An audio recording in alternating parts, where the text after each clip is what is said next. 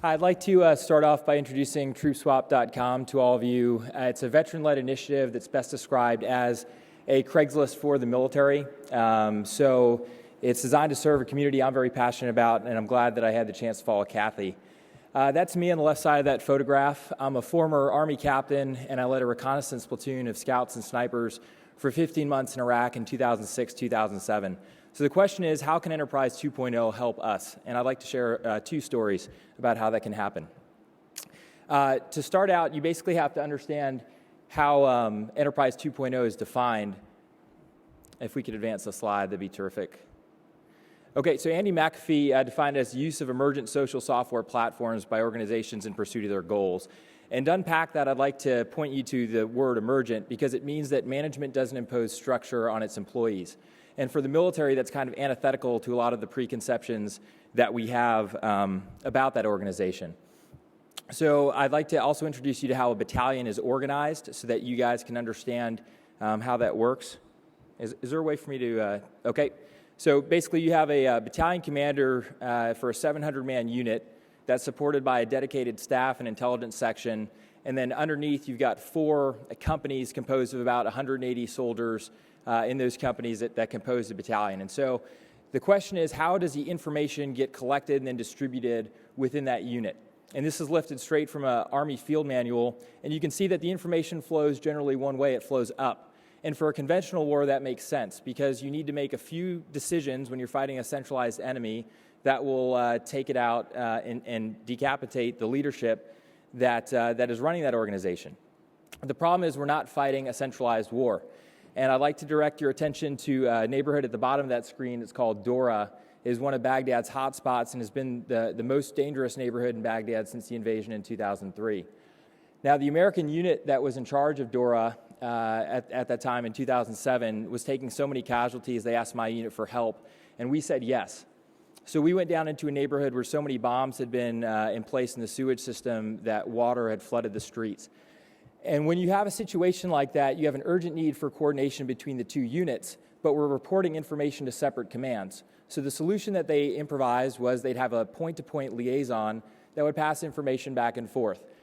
Well, that system broke down because the night of July 6, 2007, al-Qaeda militants attacked an Iraqi army base in Dora. The other unit got the report. They didn't pass it to my unit. So the next day when I went up to get an operations brief with one of my fellow platoon leaders, we got a rundown of all the events that had happened minus the attack. In an incredible stroke of bad luck, if you look at that blue box, my buddy put one of his scout teams up in an observation post across from the Iraqi army base. They were nervous. It was dark. They opened fire, and an American soldier was seriously wounded in a friendly fire incident because critical information wasn't passed through.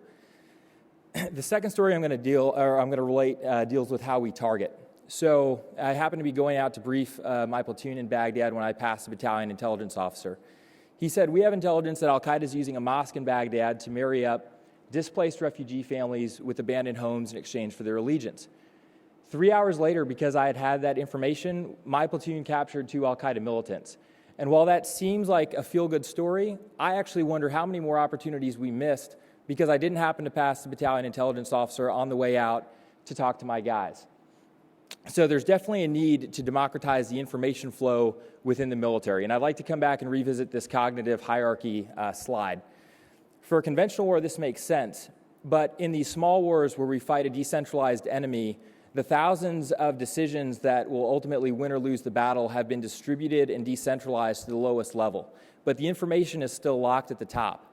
So no matter how good that commander is at the top, he simply can't do it. What we need to do is we need to reverse the paradigm where the hierarchy of the military supports the warfighter at the grassroots level so they can take that information and apply it to their communities where they have the best knowledge. How do secure social software platforms do this?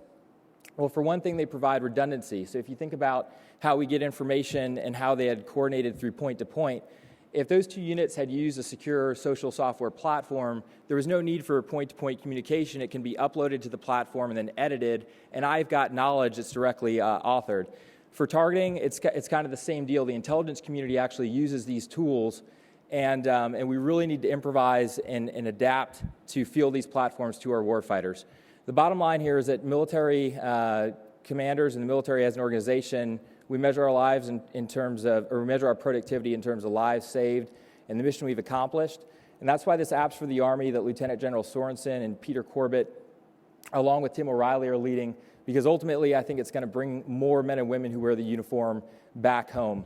So I'd like to express my sincere gratitude to them for their efforts, and I'd like to end with a quote from General Petraeus on leadership. And what he basically said is, what I could do is establish the big ideas, but at the end of the day, it's up to guys on the ground to translate that into activity. I think with philosophies like that and with programs like Apps for the Army, we're headed in the right direction, but we need to do it faster. So thank you very much. It's an honor to speak to all of you here today.